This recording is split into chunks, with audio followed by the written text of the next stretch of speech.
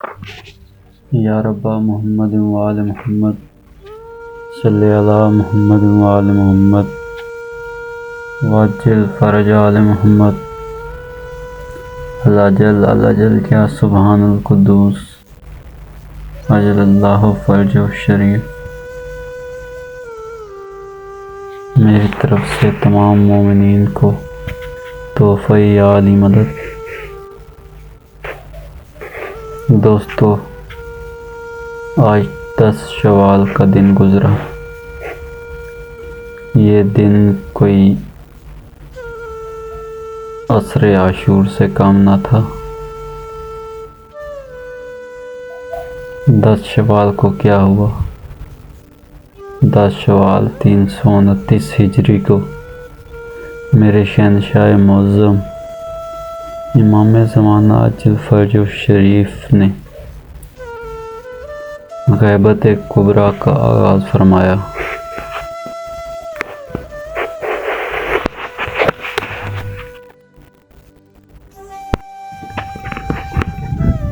غیبت کبریٰ کیوں اختیار کرنی پڑی میرے مالک کو؟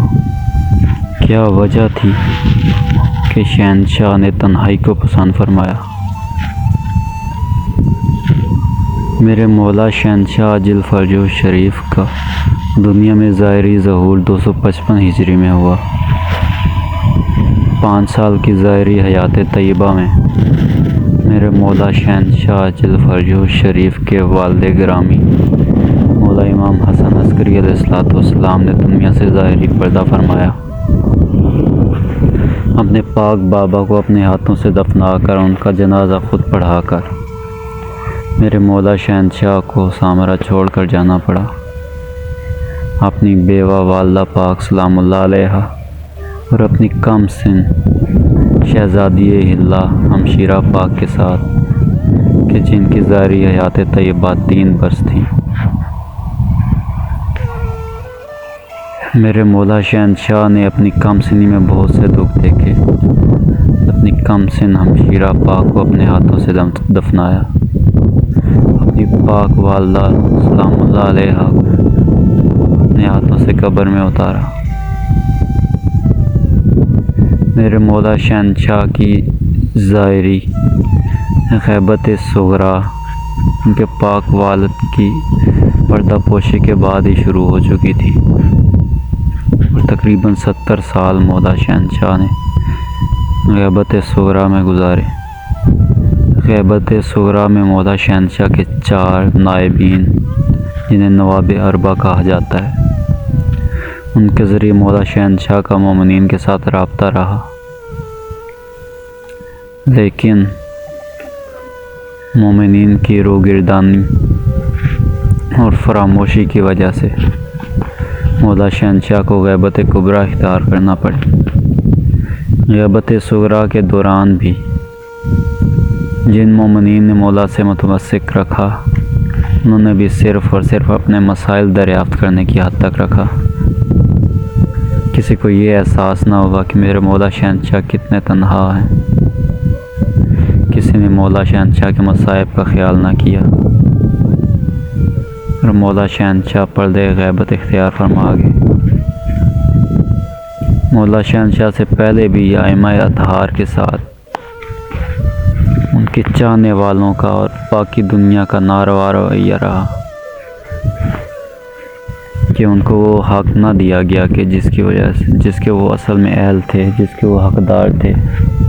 یہ تمام کائنات ان کے صدقے میں خلق ہوئی تھی۔ حق تو یہ تھا کہ تمام کائنات کی مخلوقات مولا شہنشاہ کا تخت عظیم آراستہ کرتی اور مولا کو اس تخت پر بٹھا کر تمام مخلوقات ان کے سامنے سر بسجود ہو جاتی، لیکن جس عزت کے لائق تھے ان کو یہ دنیا یہ عزت نہ دے سکی۔ مولا شہنشاہ پردہ غیبت میں چلے گئے اور آج بھی مولا شہنشاہ تنہائی میں ہیں۔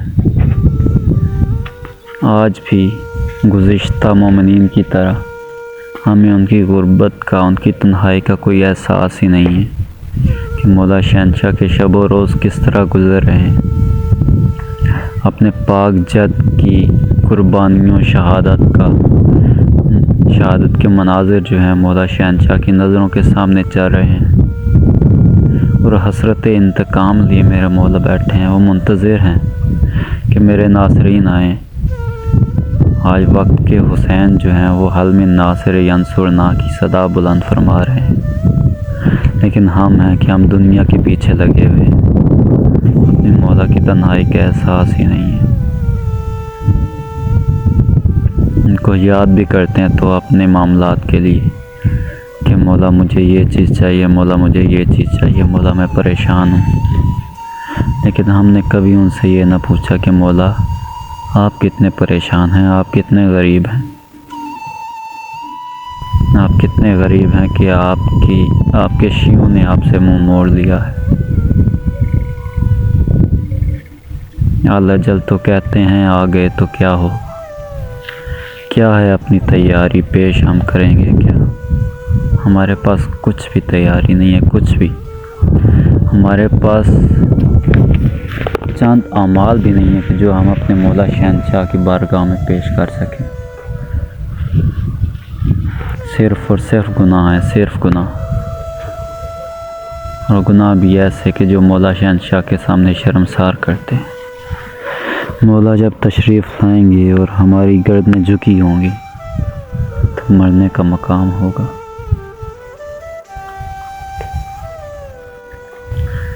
مولا شہنشاہ وہ ہادی ہیں کہ جو بار بار موقع عطا فرماتے ہیں کہ میرا بندہ میری طرف لوٹ آئے، لیکن ہم ان کی طرف توجہ ہی نہیں کرتے، گناہ پر گناہ، دنیا کے ظاہری دکھاوے کے پیچھے پڑے ہیں۔ اللہ اکبر۔ ایسا نہ ہو کہ میرے مالک تشریف لائے ہیں اور ہم بھی اس صف میں کھڑے ہوں کہ جن کے سر مولا شہنشاہ کی تلوار سے کٹیں۔ مولا بچائیں اس دن سے، مولا جلد سے جلد ہماری آنکھیں کھول دیں اور ہمراہ حق پر لے واپس آ جائیں، ہم حقیقی نصرت کو پہچان جائیں کہ حقیقی نصرت ہے کیا، حقیقی راستہ، حقیقی راہ مودت کیا ہے۔ یہ سب مولا کی مدد کے ساتھ ممکن ہے، اور حق کی نصرت یہ بھی ہے کہ مولا شہنشاہ کے ظہور کے لیے زیادہ سے زیادہ دعا کریں کہ مولا کے ظہور میں تعجیل ہو۔ میں مولا شہنشاہ کی ایک توقیف پڑھ رہا تھا کہ مولا فرماتے ہیں کہ میرے شیعوں کو میرا سلام کہنا، اور کہنا کہ میرے ظہور کے لیے زیادہ سے زیادہ دعا کیا کریں۔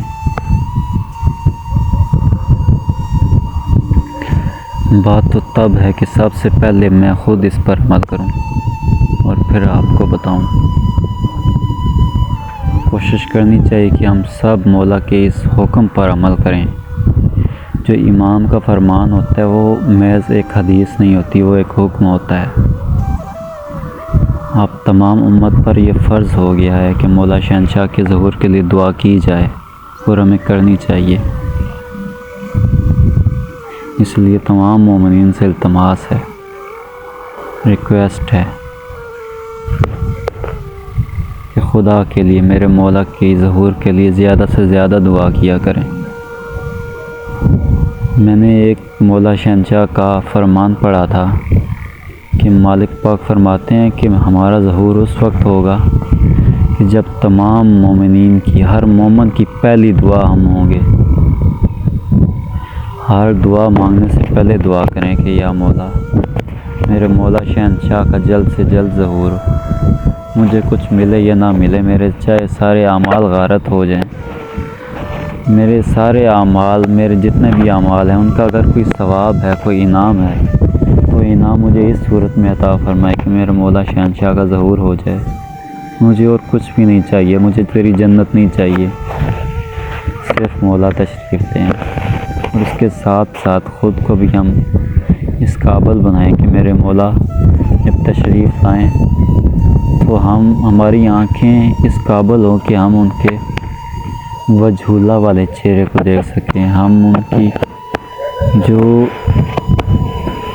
لسان اللہ والی زبان ہے اس سے ہم مولا شہنشاہ کے فرامین سن سکیں، مولا شہنشاہ کی بارگاہ میں بیٹھ سکیں، اتنے پاک ہوں ہم پر گناہوں کی رجس نہ ہو۔ دعا ہے مولا شہنشاہ بادشاہ ہم سب کو ہدایت عطا فرمائے اور اس قابل بنائے کہ ہم حقیقی معنوں میں ناصرین بن سکیں۔ صرف نام نہاد ناصرین تو کوفہ والے بھی تھے، عریض خطوط انہوں نے بھی بہت لکھے تھے، لیکن جب وقت آیا تو ہر کوئی اپنی بیوی بچوں کے پیچھے پڑ گیا، کوئی مال کے لیے مولا کو چھوڑ گیا۔ الجل یا سبحان القدوس اجل اللہ فرج و شریف اللہم عجل ولیک الفرج یا رب محمد و آل محمد صلی علی محمد و آل محمد وعجل فرج آل محمد۔